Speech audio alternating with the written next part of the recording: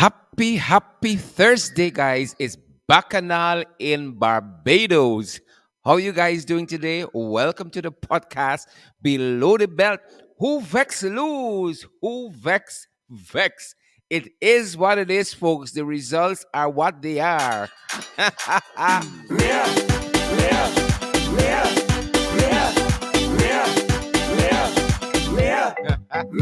Yes, we want she. Me a Mottley. It is what it Yes, is, we folks. want she to lead me again. Fantastic Yes, sweeping we want wetlands. she. Me a We're going to continue the party later. We got a program to do to discuss what transpired last evening. Folks, let me tell you all, let me take edge before Ronald comes on. And that is Ronald Austin Jr., the historian, the philanthropist, entrepreneur, influencer, the everything. The international affairs guru, Ronald Austin Jr. He was wrong. Just let me take edge there and say he was wrong. And we have joining us also the Right Honorable Amanzo Walton Desir, the Shadow Minister for Foreign Affairs in the National Assembly of Guyana. We have an international podcast. I can't assume everybody knows Foreign Affairs Minister for where. So let me locate her in international affairs in the National Assembly of the Cooperative Oil Producing Republic of Guyana. Folks, I'm privileged to have them with me. We're going to have them on very, very shortly, guys. But we always got to attend to our housekeeping matters as soon as we come on. Good to see so many of you joining the podcast this morning. Who vex? It's Mia. So many of you guys, and we're gonna have a fulsome, wholesome discussion.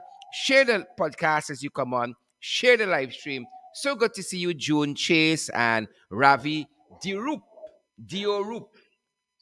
Sabina Jacobs and Sheena Hazel and all you other fantastic folks. Let us know how you're receiving the audio this afternoon. We hope that it's coming through very clear. We want you to hear our guests very, very clear. I don't care if y'all ain't hear me properly. It's my guests I'm worried about. So ensure that you're hearing us very, very clear and give us an indication if you have anything otherwise. Good to have each and every one of you on the live broadcast. Today, we're joining you from the rainy national capital city of Georgetown, where we produce our international podcast. Below the Belt, I'm your host, Sherry Duncan, and we're discussing today it's safer with Mia. That's what she told Barbarians. It's safer with Mia.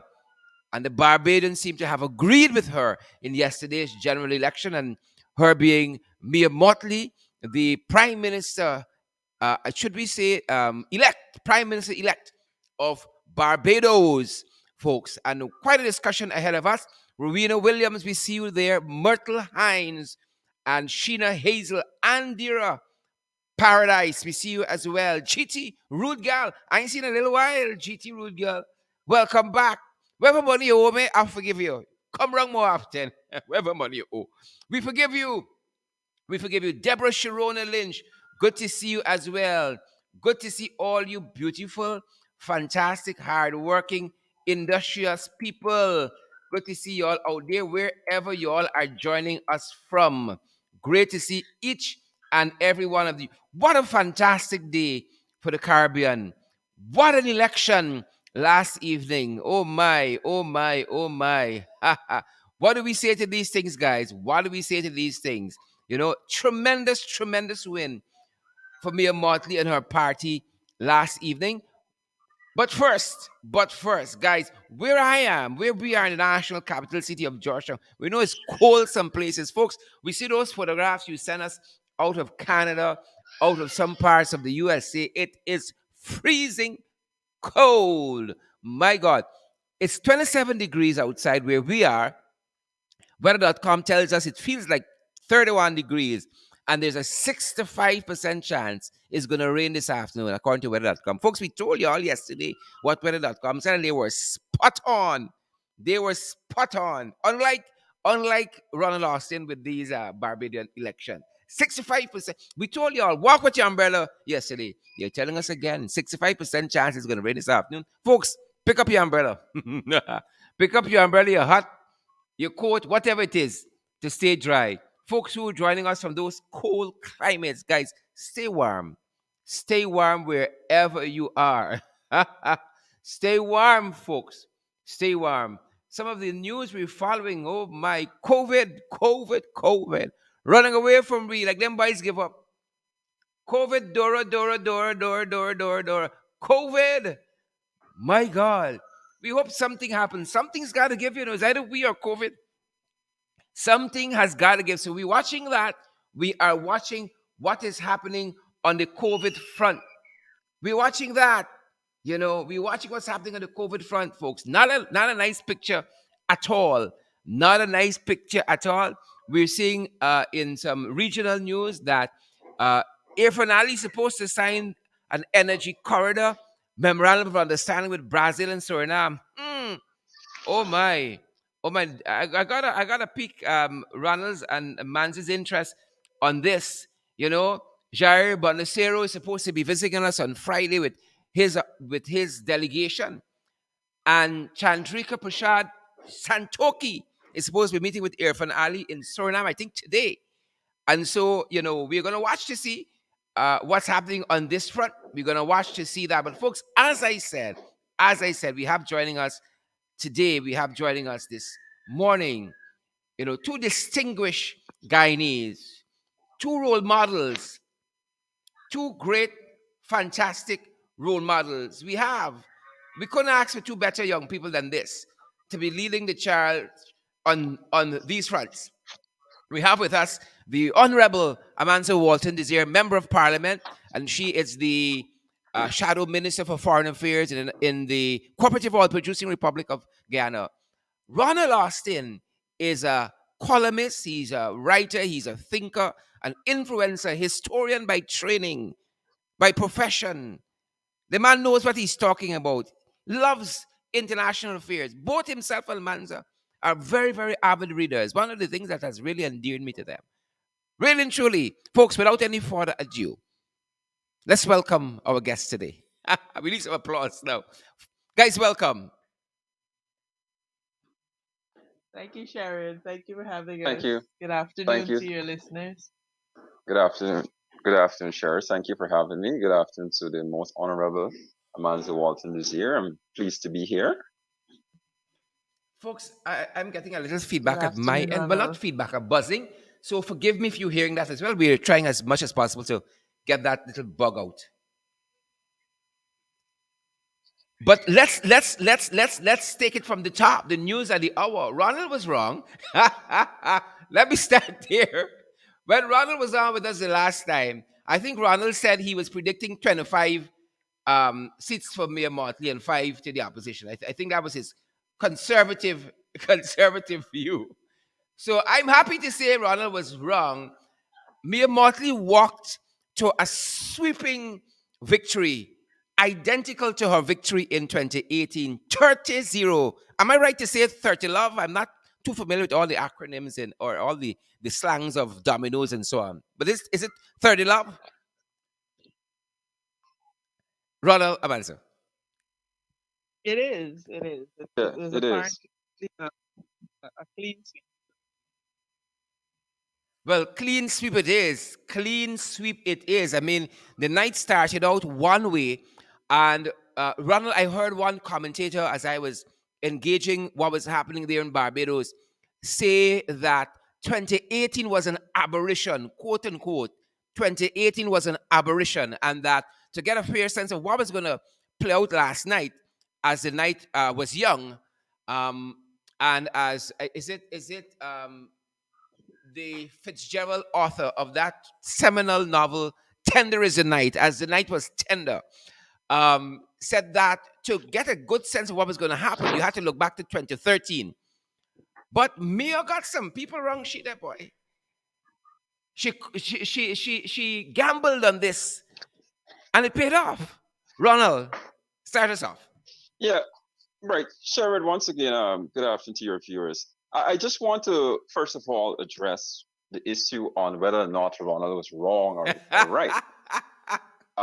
If if you to conclude that based on the projection of seats, to conclude that Ronald is wrong based on the projection of seats, that smacks of political forecasting naivety.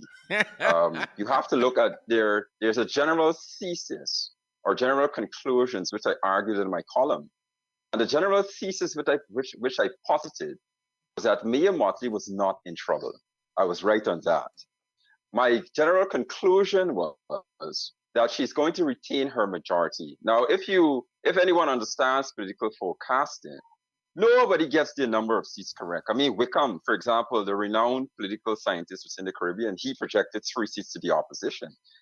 We had Professor Ben from UWI, he predicted 4 seats. The 5 seats that I had in play, those seats seem to be swing seats. You had, for example, with St. Lucie, that was running at 8% possibility of swing. You had some other seats which accomplished commentators would have said, these seats may go to the opposition. So let me just address that issue. When you decide if political forecasting is wrong or right, you have to look at the general thesis, the general conclusion. Mm-hmm. Nobody can say, for example, if you have a cricket match or if you have a football match, you can say, okay, the team is going to win. There's no way you can predict the exact score. You're not going to predict the exact balls that are going to be no balls. You can't do that. Unless it's a set piece. Right. The only way you can do that is unless you're clairvoyant or you're some kind of soothsayer. So let me just address that. In terms of political forecasting, you can't get the exact numbers, but your general thesis. If I had theorized that Motley was going to lose, then I would have deserved any amount of reviews to suggest that I'm wrong. But in terms of the general thesis, I mean, Wickham was at 3. Professor Ben UWI, he was at 4. So that said, Sherrod, I think the morning after is normally, in the grand scheme of things, in the grand scheme of normal things, the morning after is normally a bit too early to really do some kind of forensic introspection. But for all intents and purposes of this discussion, we can have that kind of conversation. And I mean, who did not see this coming? Anybody who observed Caribbean politics, anybody who has a basic understanding of politics and campaigning, I mean, could have foreseen this coming. I mean, the DLP, the Democratic Labour Party, made 2 fundamental mistakes, which were being pointed out by all and sundry. Tell us. They made it about leadership. And they made it about the prime minister, the prime minister position. They did not make it local. In Barbados politics, it's really the constituency-based system where you go for a specific candidate who comes in the area, and he or she would do lots of work. Mm-hmm.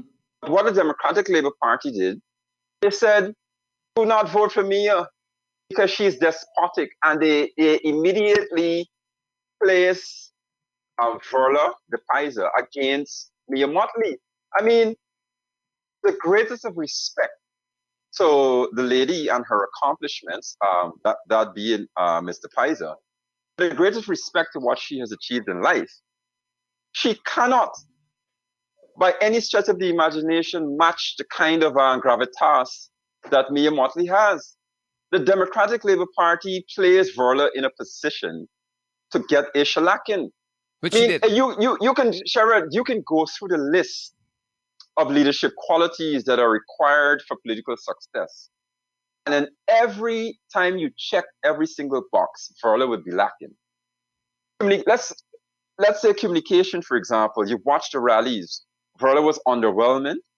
Verla did not excite passions. She did not have the kind of clarity or grasp of issues like Mottley. And in all fairness, you are putting Verla up against somebody who has been in the trenches for years. She's the youngest. I think she became the Crown General or something at 23. She held several portfolios, opposition leader twice. She is seasoned. And whenever Mottley articulates on the campaign trail, the clarity of thought and of vision and her grasp of all things bureaucratic and governmental across the Barbados governmental administrating continuum is absolutely phenomenal. Whenever reporters ask her about any cabinet portfolio, she articulates policies and programs, whether it's housing, whether it's transportation, whether it's education, almost as if she can become the only person in the Barbados cabinet. And I'm not exaggerating. That is what Mottley has emerged as. Mottley currently has three portfolios. And when you hear Mottley articulate the vision of the government, you ask yourself what those other cabinet members are essentially doing. It seems as if she's the one who sits. She envisions everything. She plans, to the greatest of respect to those who are within her cabinet. So, Sherrod, number one, the DLP made a fundamental flaw. Also, it said to the Bajans, do not vote for her because she's despotic. The average voter, Sherrod, you're not going to get persons to vote based on fear. They're going to ask themselves, we are smack down in the middle of a pandemic. You're saying to us that this woman is despotic. She's authoritarian. She's a dictator. They actually use the pronouncements of Owen Arthur, who was once Mia's comrade, who said she was dictatorial. They use a kind of mantra. Now, Bajans were asking themselves, how could you tell me this woman is dictatorial and she's despotic when she has reduced the powers of the prime minister? Nobody who's a despot or nobody who has dictatorial inclinations calls it snap elections, regardless of the strategic purpose. This woman is embracing democracy. She's coming to the electorate. So how is she despotic? So the whole, I'm so shocked at Lucille Moore, who was once part of Mottley's cabinet, who now joined the DLP. She is a key strategist. I'm so shocked. Don't vote for her because she's despotic. Then persons are asking themselves, okay, we're not going to vote for her. Then what do you have for us? Because this despotic woman that you're talking about has promised housing development within the 10 years. She has raised the minimum wage from $5 to $8. She has clear programs of policy. She's engaging in training. She is engaging in education. And you're saying to us, do not vote for her because she's despotic. And she has manifested Madisonian type democratic behavior. She's not despotic. And she also comes along with programs and policies that can directly impact our lives from a bread and butter level. So I couldn't understand for the life of me, how could the Democratic Labour Party, after receiving a shellacking in 2018, come back again? It's almost, Sherrod, as if it's a psychopathology. I'm happy that I would have read the book by Barbara Tuchman called The March of Folly, in which she described leaders who embark on certain actions that are inexplicable. How could you, after a shellacking, come back with this kind of strategy? The thing is, and also to mention, Sharon, what is Fredel Jerome Stewart, with all respect to the elder statesman, what is he doing on a platform? He was part and parcel of the shellacking of 2018. You should hide him. He was on the platform saying, I have no shame. Ronald, my only disagreement with you there, I don't think shellacking really tells us what transpired in 2018 much more yesterday. I don't think shellacking is the right word. I would say it's a beat down. I know, right? I know normally. This is Barack Obama's phrase, which he employed when he got his licks. Right. So just to make a point, because just to make a quick last point before we proceed, I couldn't understand for the life of me what is Stewart doing on a platform talking about he has no shame. I cannot understand this psychopathology. It's almost a disease of the mind. You have a man who was part and parcel of, for the want of a better phrase, the licks. Let's say licks. Unprecedented licks, if you will. He's on a platform still talking. You need to hide this man. Tell him stay home. And if we win, we're going to make you a cabinet member. But do not come out and speak. I couldn't understand. You're watching this thing, you can't explain it.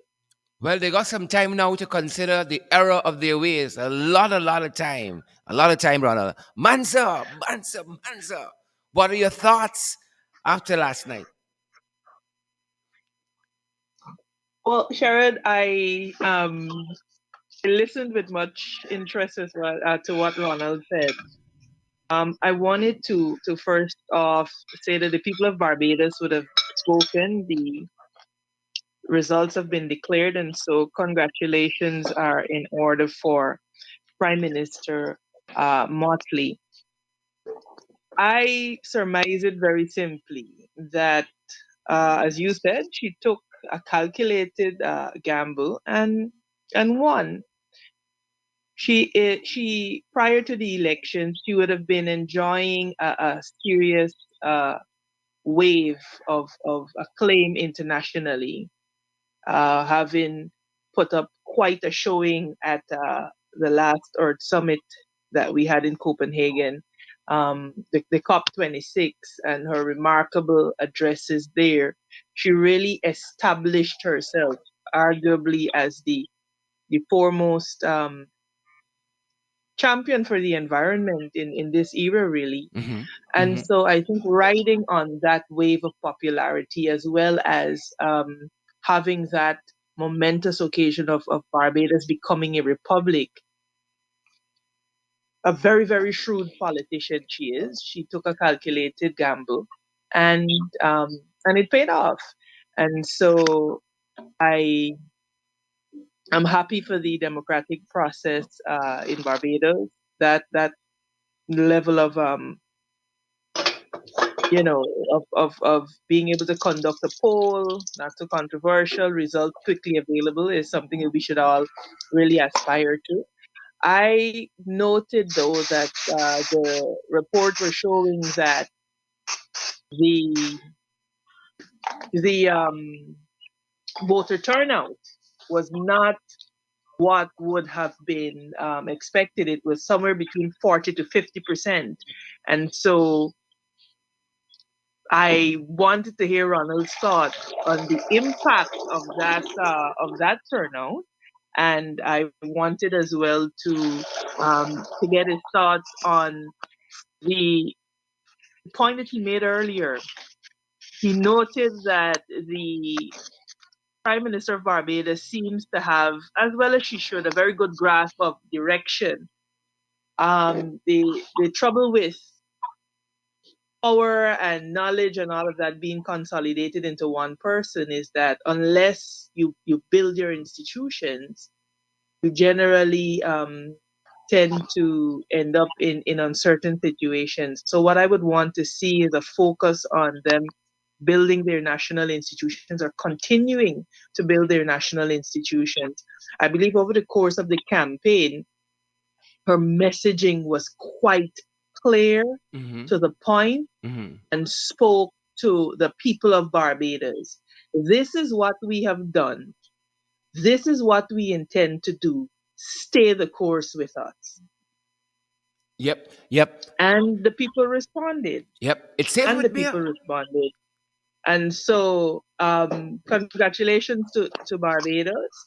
And I look forward to her continued championship of environmental matters. Um, we in this part of the world, and particularly the small island developing states of the Caribbean, are key stakeholders in ensuring that, you know, the climate change back fought and won. And she proven to be a key player in that arena. And so I wish her nothing but the best. Fantastic. Just as an aside, one of our listeners, Adam Passad, says, Miss Desire, like she boiling planting some plantains in the background. That's the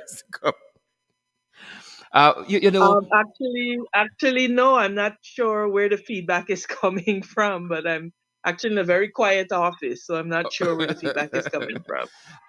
You Right. know, quite an evening. I want to pick up on And what you said, Amanda. tell him, no, I can't afford to do that very often with the price of plantains. No. Certainly not. Mr. Prasad, I hope you're hearing. I hope you're hearing, Mr. Prasad. Let's pick up on Amanda's point of Mayor on the world stage, and really and truly has been able to set herself apart from other Caribbean leaders who are vying for airtime too on that international stage.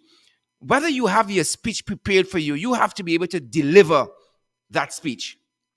But apart from that, Mir seems always in control of the facts and know what is happening in every crack and crevice of Barbados. They say that success is preparation meets opportunity. And clearly, she has been preparing. She's been in politics for a long time and preparing.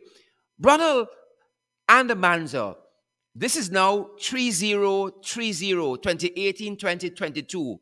30 Love, 30 Love, 2018 2022. Locate for us Mayor Mottley, not only in Caribbean history, but in international and world affairs. If I may, Sharon, Go ahead, brother. I think what Amanza raised two very important points. If I can just quickly address Go those, right ahead. I think the question of the low voter turnout is something that cannot escape the attention of any dispassionate observer. If the reports I'm getting suggest that we're looking at possible 45% turnout. Normally, Barbados elections are 6 to 7% average turnout. I think 2018 you were about 65, 67%. Whenever you have low voter turnout of that nature, then you open yourself up to the question of your legitimacy. And I think it's fair game for anybody to ask the question, can you boast of the same kind of legitimacy that you had in 2018? Can you boast of a You had an mandate? election. Can you boast not just of a mandate, boast of the legitimacy that comes along with that mandate? Because you're talking about COVID-19. Remember, you had about 5,000 persons who could not vote because they were COVID-19 positive, which became the subject of a court action, which the High Court essentially rejected. So, indeed, I would agree. I would like to mention what Amans alluded to is something that has to be part of the discussion, the question of the legitimacy. The second point is, which Amanda requested for us to talk about, is the whole question on. I can't remember the point. I can't recall the point. Anyway, where would we put Mia Motley in the context of Caribbean leadership? I mean, whether it's Granty Adams in her home country, Tom Adams, Grantley Adams, those big giants, Forbes Burnham, Chetty Jagan, Michael Manley, Dr. Anthony, Ralph Gonzalez in his own right. I know your listeners might have the knives out for me, but I analyze Knives and cutlass. So I got it right. Yeah, the cutlass might be out for me. But where do we analyze her in that grand context? I mean, I should make this point. Mia Amor Motley comes from a clan, the Mottleys, both in Trinidad and Barbados. And anybody who researched her would know her father was extremely bright. She comes from that kind of middle class context. She's been involved in government in practically her entire life, youngest in certain positions. Now, where can we factor her in? The way she bestrides the world stage, the way she challenges BBC reporters respectfully and intellectually, where she sits so comfortably among world leaders without an absolute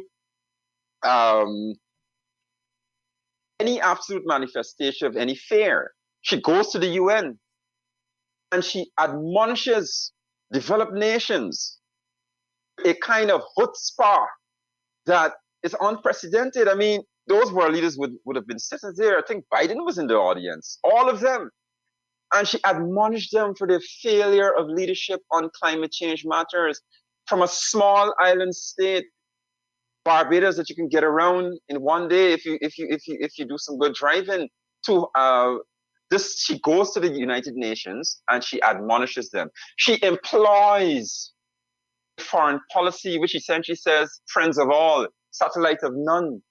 She works with the Chinese, she works with the Americans. Trump comes in, Pompeo invites countries to go to have lunch with him, with Trump in Miami. She refuses, and yet says she's able to straddle all of those different allegiances and satellites. In my assessment of her and what she represents, that kind of iconic status, do I think she deserves to be in the pantheon of great Caribbean leaders? Would I put her up? Let's say we had a Mount Rushmore. You know Mount Rushmore in America with all the past American presidents. If we had a Caribbean Mount Rushmore, would Mottley be on that? Would be on that Mount Rushmore? Yes, she would. So I'm saying that I would put Mottley, based on what she has accomplished electorally, based on what she has done on the world stage, and based on the issues that she is carrying, and the kind of gravitas that she brings to the office of Prime Minister of Barbados. It is unprecedented what she has achieved. And make no mistake, we can debate passionately all we want. There are those who cannot stand her because they are Guyanese who say, I'll never forgive her for involvement in our elections. Doesn't matter what she does. I cannot forgive her. But the fact remains she was chairman of CARICOM at that time. So we're not going to get into that. But the fact remains that Mia Mottley is a larger-than-life Caribbean figure. And I suspect when she leaves office, the world, global institutions and multilateral organizations will snatch her up. They're probably waiting patiently for her to say she's no longer interested in being Prime Minister of Barbados. I am predicting now, Sherrod, again, you know what I mean, my prediction. Mia Mottley will end up as some Secretary General of some one of those organizations. Some Deputy Secretary General, something. She's going to be large. So how, in my estimation, how do I feature her in the grand scheme of great political leaders? I think obviously she has not. I mean, it would be unfair to compare with the likes of Forrest Burnham and Jagan, who passed through independence and all of these grand struggles. She hasn't had that. I mean, you could argue there were hurricanes and there were these big cataclysmic events. And yes, we're in the smackdown in the middle of a pandemic, which the world has never seen. People may ask, how would those leaders have featured during a pandemic? But she has had her own crises in a different form. And the way she has responded to those, I would put her in the category, probably not number in the top 5, but she's there. She's there in the top 10, certainly. Very well, very well. Amanza, your thoughts? Sherrod, generally, what determines I've always maintained that whoever emerges leader in any given context is always the answer to the question of the time. Ronald alluded to Forbes Burnham, Chedi Jagan, and the fight for and struggle for independence. The challenge for, like I said before, these small island developing states, and to a large extent Guyana as a coastal state, is the threat of climate change and the adverse effects of climate change. And I think that is the defining challenge of this time for this part of the world. And what she was demonstrating is that she has been able to take up the mantle of leadership. And I'm getting a feedback. I don't know if somebody needs to mute their mic. I'm not sure what's happening, Let me see if I can but help I'm from getting this. a feedback. Right. And so she has been able to take up that mantle of leadership for that issue in this time. And so she has emerged as the voice and as the champion of this part of the hemisphere for that issue. I really do believe that she will be placed in the league of some of the greatest leaders to have emerged from the Caribbean. Certainly, she has established herself as a voice of reason and of wisdom um, in the context of climate change. And that will only grow, that will only continue to be amplified as other nations begin to grapple with this phenomena. Yep. Thanks very much for that, And, Amanda. Thank you very much for that and intervention. Sherrod, Ronald Kurt Sherrod, Heidecken, one of our listeners, disagrees with you on the Mount Rushmore allusion there. He disagrees with you vehemently. Ronald. I accept the fact that he disagrees. So that's why we have these kinds of conversations. You don't expect everybody to agree with you. If everybody agrees with you, that is indoctrination. That is not education. I just recall what Amanda alluded to. The Honorable Amanda alluded to earlier. She wanted us to talk about this whole thing where power seems to be concentrated in Mottley's hand. And I think what happens to most visionaries, and we saw it with Franz Burnham, we saw it with in other cases, most visionaries who are extremely bright, invariably, they tend to dominate to such an extent that they tend to do everything. What Motley has to be careful about is her health. I recall during the campaign, she became extremely hoarse. She was not at her sonorous best throughout the thing. But when you find somebody like that, when you become the ticket, the power and governance, then you tend to find everything is concentrated within your hands. You run the risk of not preparing a backup. I don't know if anybody can recall when in St. Lucia, when they needed a leader. I can't recall the party. They needed somebody. They didn't have anybody with that kind of stature. They went and they got Dr. Anthony out of they got plucked Dr. Anthony out of CARICOM, brought him, and the rest is history. So she has to be careful with that, because it seems to me throughout the campaign, even though Barbados is a constituency-based kind of system, every local constituency, you had the local person's photographs there, and you had Motley right beside. Essentially, she dominates. And there are some risks with that. Indeed, Amanda alluded to the fact that you need to build institutions, you need to train people, and you need to have some kind of continuity plan. I don't see anybody. Maybe I'm far away. Based on my vantage point, I don't see anybody matching that kind of stature. When she decides that, I can't do it anymore because I'm not feeling well or something happens, and God forbid, I hope she has the best of health. But let's say, because of the pressures of the job, she decides she needs to take it easy. She needs to have persons who can follow up, because it seems as if Bajans are going to the polls to vote for this larger than life character, and they're not necessarily looking at the local leaders. Mm-hmm. Mm-hmm. I want us to expand on that, Ronald and Amanda. This is Mia Motley just after she would have been declared as the candidate for her constituency. This is St. Michael East last evening. I think some of her comments here tells us who she is at center and what is responsible for much of her success. But it also tells us too that politics is local, and I want us to, as I said, expound and expand on that, perhaps even in our own context here. Let's take a listen.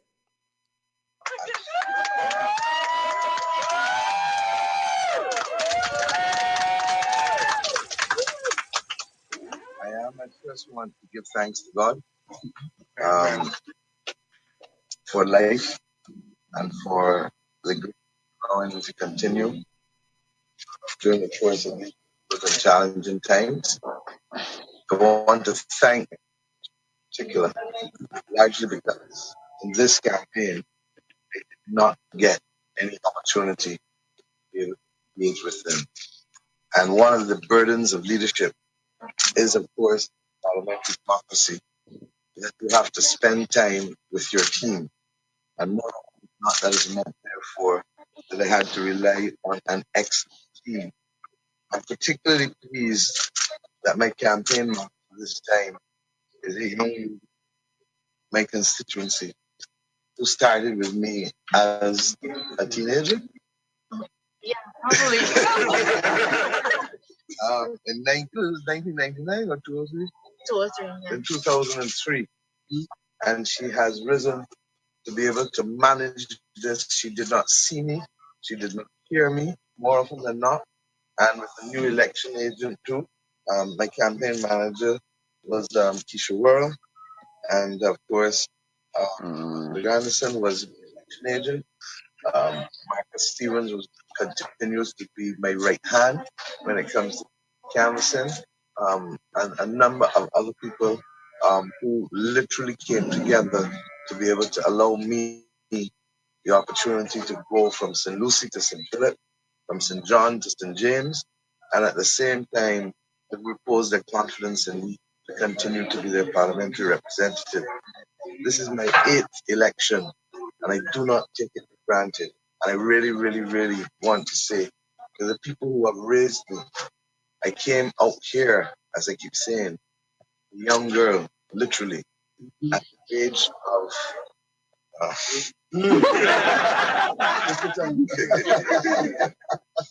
at the age of 23 when I was first elected.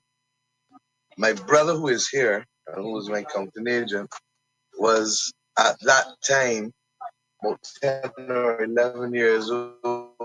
And on that first occasion when I lost, I didn't me up at 2 o'clock in the morning. Say, me, lose, you lose, you lose. So as I walked into me, he said, me, you win, you win, you win. So I think that that may well be the fitting circle being closed. I want to say thank you to my parents who are not here, without whom I really, really would not be who I am. And I say thank you. Um, my mother is normally here at every political event. But once again, the first day that I was nominated, she was having a medical procedure the next day. And on this occasion, she's having a medical procedure in a few days' time. So that has been well. But I want to say to both of them, thank you, and I love them very much. And to my sister and brother who are here, my other company agents, Kenny and Sue and Debbie, who were also Yep. here, So that's just a and who have bit of been, that. with the exception of Kenny, my After company agents every election. the Prime As Minister it elect Mia Mottley was elected by her constituency last evening, she was talking to reporters there in St. Michael East. Ronald Anamanza.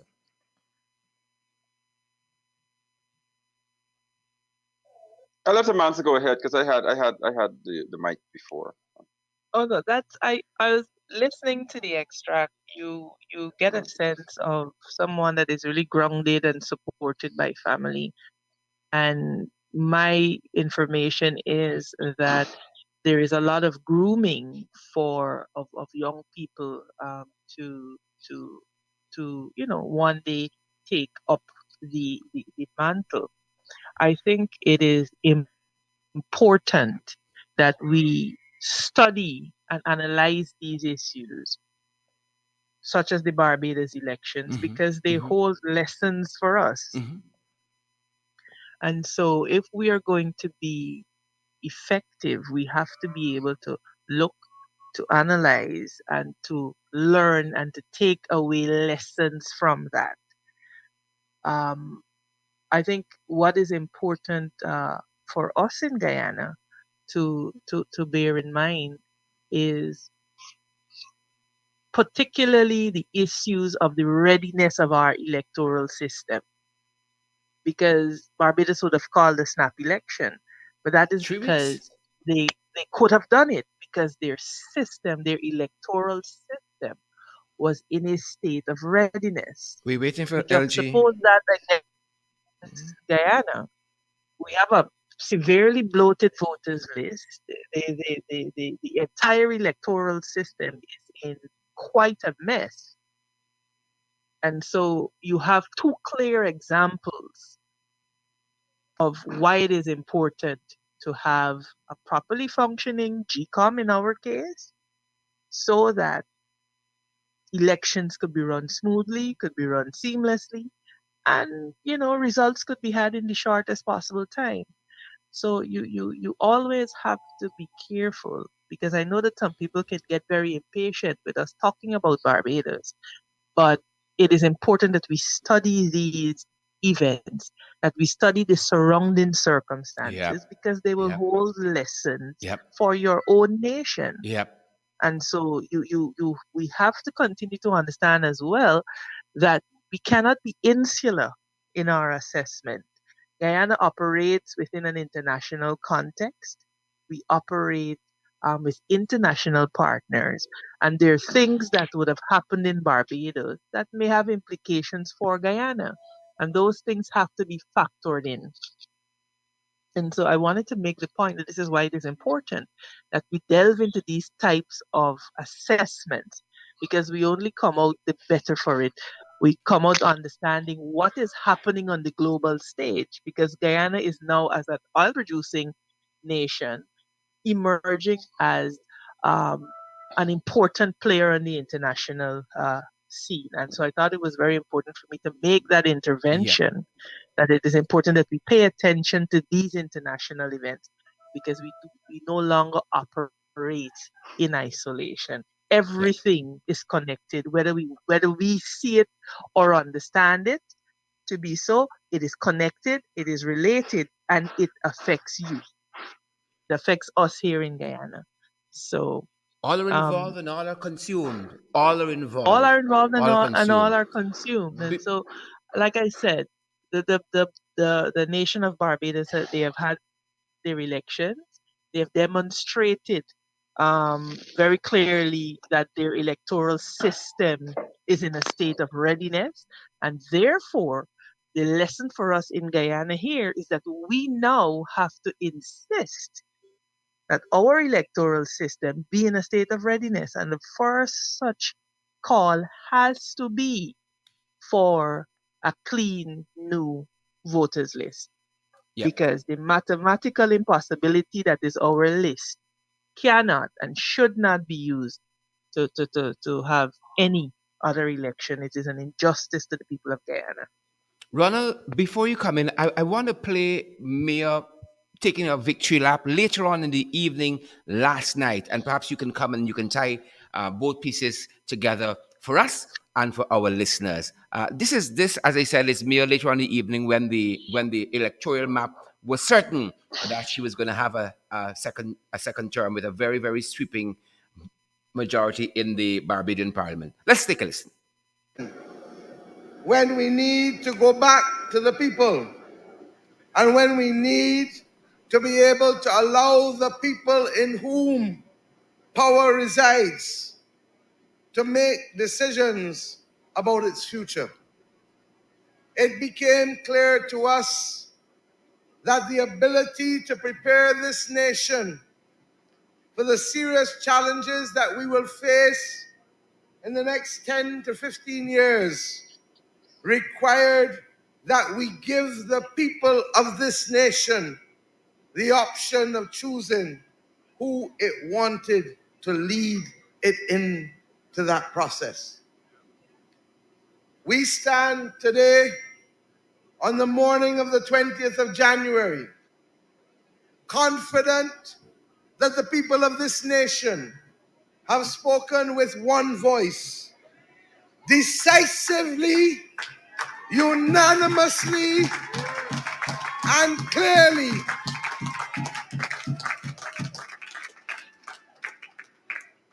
We want each and every one of us to thank the people of Barbados for the confidence that they continue to repose in us to be able to lead this country first to safety and then to prosperity. The last 2 years have not been easy. And it has been a fact of record that we have spent more time in our previous term under the threat of the COVID pandemic, 24 months, as opposed to the 19 months that we initially had.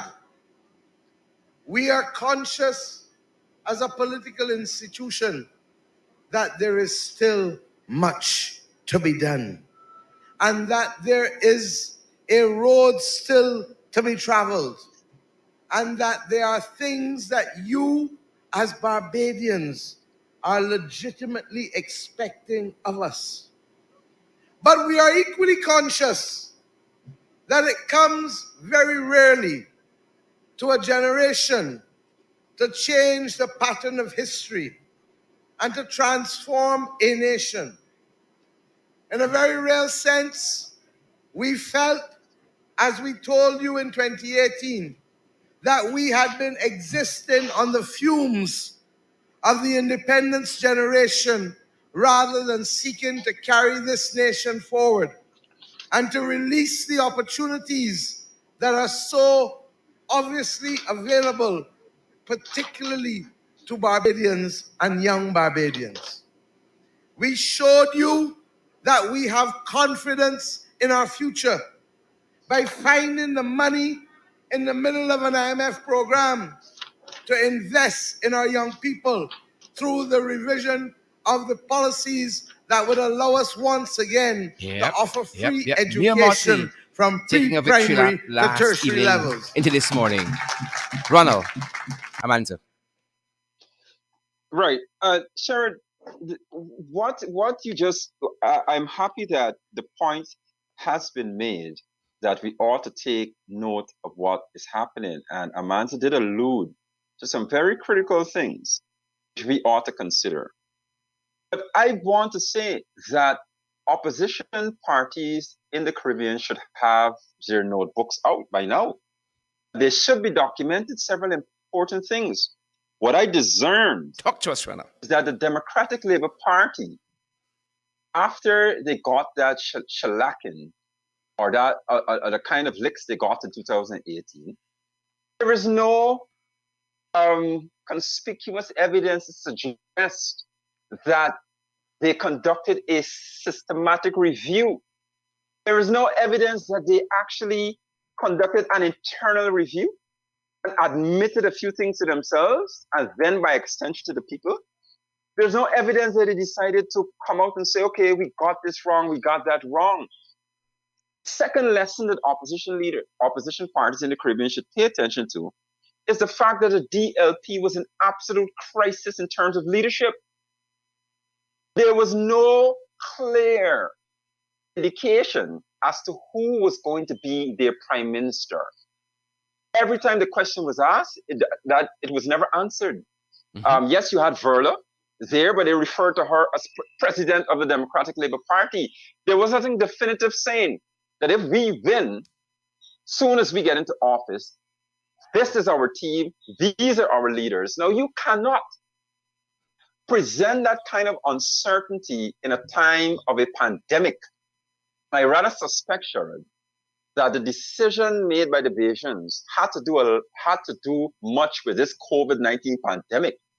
I rather suspect that the people were thinking, we cannot have a Democratic Labour Party that comes to power, uncertain of who's leading them, uncertain of exactly what kind of programs and policies they have in the middle of a pandemic. And I think that's a lesson opposition parties need to document. The third thing is, we are seeing a constant trend emerging. We saw it with the Jamaican elections. We're seeing it in Latin America. People are fed up with the abuse and cost politics. They want to hear what policies and programs. I mean, fine. In the art of Caribbean politicking, you have to have your name calling, and Mottley did it. You know, you make fun of your candidates and so on. Just But don't in call the them jagabats same- and trench crappers. Well, that's a whole nother story by itself. But in the same breath of you engaging in Caribbean stylistic politics where you put some blows on your opponent, you refer to something personal but without crossing any red lines about them, in the same breath, you've got to say, look, Tom Jones is lampy pampy, or Tom Jones can't walk properly, but I will make sure when I get into office, this is what I'm going to do for you. And you saw Mottley in the campaign trail. Pivot. As much as she engaged in the mundane aspects of politicking in Barbados, every single appearance she mentioned education, she mentioned training, and I know persons who support the DLP may want to say, "Oh, Mr. Austin, we had a manifesto filled with programs and policies." The people do not read your manifesto; they listen to the sound bites. Listen to what you say, and you have to make sure you bring out some messaging from your manifesto. And as much as you do a little abusing, you've got to say to people, how are your policies going to impact my life? And that is a lesson for opposition parties. You have to present yourself as an alternative government always. Yes, abuse them. Yes, I'm saying they're wrong about this. But this is what we plan to do when we get in the chair. And programs and policies. And you have to debunk. For example, Mia has her housing drive. She has her education program. You did not see anybody from the DLP saying that, look, this is the wrong approach. We intend to take this approach. You did not, I mean, in all fairness, I'm not in Barbados, so I'm speaking, I accept, I'm from a position of observing far away. So I take whatever criticisms come along with that. But it doesn't prevent us from, through technology, analyzing these things. Correct. Albeit with whatever shortcomings. Because as Amanda mentioned, we live in an integrated world today, and what happens in the Caribbean is our business, is all our business. So I'm saying, Shara, that opposition parties ought to be taking note. Those who want to squabble and fight and decide I must be king or there shall be no party, then come to the electorate, say vote for us. The electorate will say to you, what are we voting for? Are we voting for confusion? That's all we're seeing. We're seeing bickering and we're seeing fighting, we're seeing confusion. We're seeing every man and woman for themselves. And I think that's a strong message coming out of Barbados. The DLP was in a disarray. Every man and woman, every man wants to be king, every woman wants to be queen. Lashley, who was a candidate for DLP, was on the campaign trail bashing Vorla. It was a fight within them. And I think what Bayesian saw are people who are fighting, they're confused, they're not sure what they're about, and they decided you're not going to lead us during a time of a pandemic with that kind of squabbling.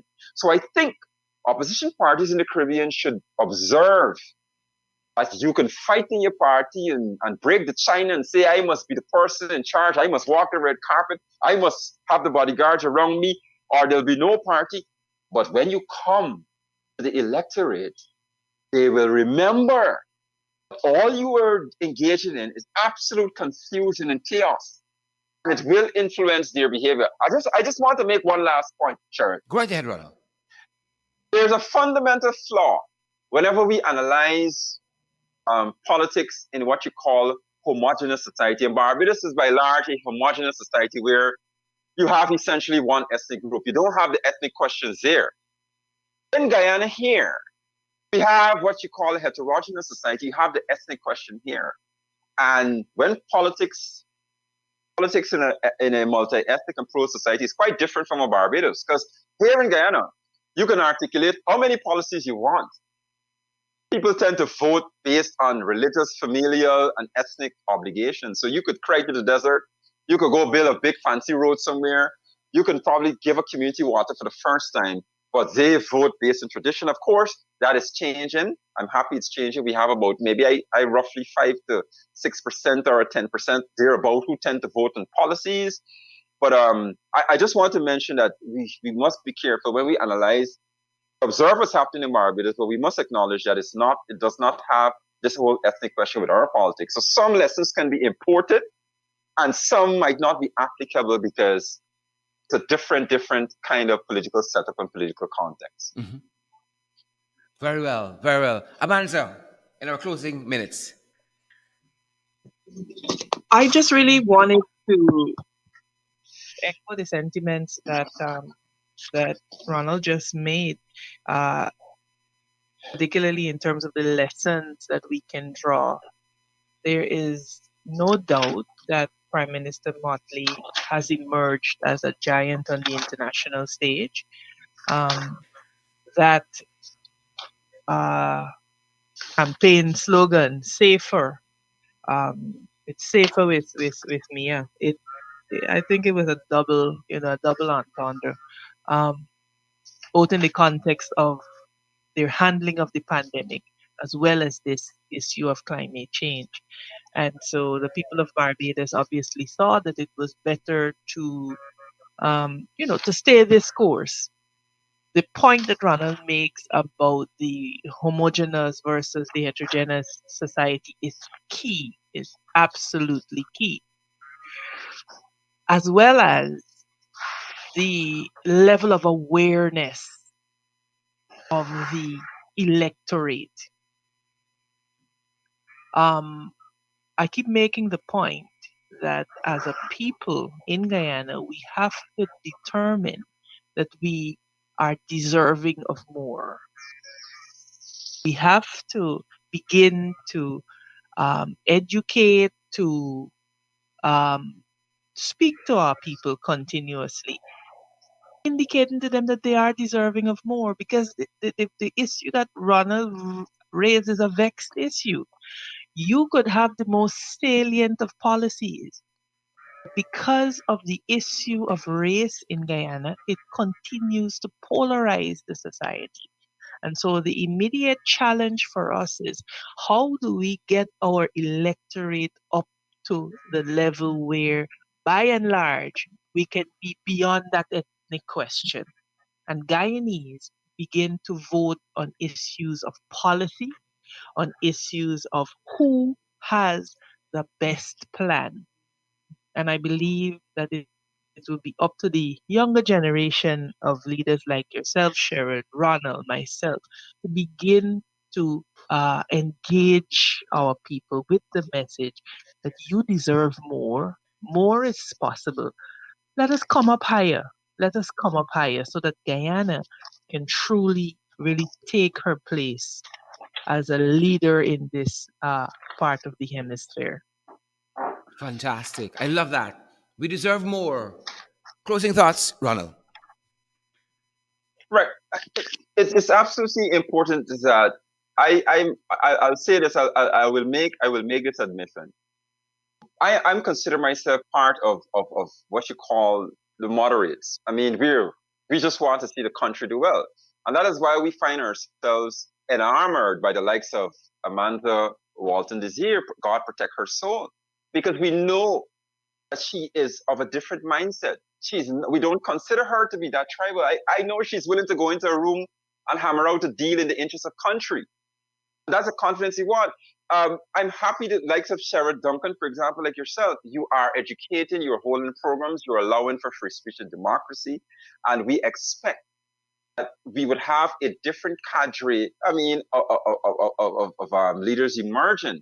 I mean, I can say to you that I'm confident that I'm part of that 10%, and I talk to persons like that every day from all ethnic backgrounds. They are fed up with the tribal politics on both sides. They're extremely fed up. They want to see programs and policies, and they're conscious that they're conscious about what Aman's alluded to, that we cannot continue to proceed on this basis that regardless of what leaders do, I must support them because they're kith and kin. And this kind of concern is not restricted to one side of the political divide, to all groups. If your leaders are not delivering, you have to hold them accountable by giving them a kick at the ballot box. That, regardless of which political party they're from, if they are doing nonsense, then you have to send a message to them that you're doing nonsense and you want better for the interests of the country. So my closing thoughts in the entire thing is that Mayor Mottley, I suspect, like Amanza mentioned, this whole issue of climate change, which Barbadians are very concerned about, because let's we forget Barbados is one of those small island states that is directly in the path of all of the fallouts of climate change. It's projected that small islands like Barbados could disappear within 50 years. So I think that kind of anxiety, the leadership Mottley provided on it, I think is part of the key for her victory and among the other things you would have mentioned. And I hope that we are paying attention to those lessons that we can use. And I hope that our leaders are paying attention to these affairs and making notes. And I hope the main message from the Barbados elections, you heard Mottley there speaking at 3 in the morning, I think it was, 3 hours in the morning, almost hoarse. You have to work hard. Nobody's going to give you political victory. People are not stupid. People know who work hard and they will reward you. You have to work hard. You have to speak to the people. You could have easily said, you know what, I'm tired. I want to have a nap. I'll talk to you people at 10 in the morning. She didn't. She went up on the podium and she spoke with a hoarse voice. People observe those things. The woman is working hard, and Yep. political leaders have got to understand you have to do the work. Even you cannot simply shy away. People are not stupid. People know who's not doing the work. We want to hear from you. We voted for you. We're not hearing from you. We're not seeing you. People know who work hard. And I think if there's any major lesson coming out of that I wish we could import here, is that leaders must work hard. And when they work hard, they are rewarded. Fantastic, fantastic. Amanzo Walton Desir, the Honorable Member of Parliament, Shadow Minister for Foreign Affairs, and the one and only Ronald Austin, historian, an influencer, author, columnist. Thank you for being part of the program today. It has been an education for me, and I hope as well for our listeners around the world. Thank you, Amanza. Thank you, Ronald. You're welcome. Thank you for having us, Sharon. Have a good afternoon. Folks, that's our time today. That's our program for today. So glad that so many of you could have joined our program. So happy to see hundreds of you tune into our live podcast below the belt. Take the opportunity to share the broadcast. We want to see those emojis as well. Wherever around the world you guys are joining us from, tapping into what's happening there in Barbados. We're inspired here, to go out there and to do the work. Do the work for the people. We got to work for the people. And as Ronald rightfully said, work hard. Work hard. And that we get to that place where people are voting for issues, like Amanza said, voting on policies, voting for the better plan, and not tribal voting and ethnic voting. We got to up the level that we're operating at. And we got to demand more. Again, as Amanda said, whoever you put as your leader, you got to demand more of them. You see nonsense happening, demand more. You see them going wrong the pothole as against fixing the pothole, demand more. You see people dying from snake bite for the want of a simple anti-venom, demand more of them. A man dies somewhere in the interior, they got to fetch him out on a tractor because he ain't got the basic transportation. We got to demand more, better health services, a better economy, a better education system, a better public security system. We got to demand more. Thank you, Amanza. Thank you again, Ronald. And thanks to so many of you who've been here with us. Wendy and Andrew, Drew Sloan, Derek Lovell, Lynette Jacobs, Sharon Castillo Edwards, Diane Graves Andy. Thank you guys for joining the podcast today. Wherever in the world you guys are joining us from, we could not and cannot do these programs without you guys. You guys are the heart and soul of all that we do here, whether it is below the belt or in the ring or on our website, credible sources, guys. Thank you for all of your help. Thank you for your support. Thank you for the love. We continue to encourage you guys to come on board and partner with us, especially this month. Things tight. And we're telling you, we got so many obligations to meet. You understand? And we are good stewards. You know, people provide services for us so that we can do these programs, various kinds of services, and we want to ensure that we meet our responsibility. Nobody can go and say we owe them. We are going to be responsible, folks. In 2022, pace and power. Why don't you come on board and partner with us?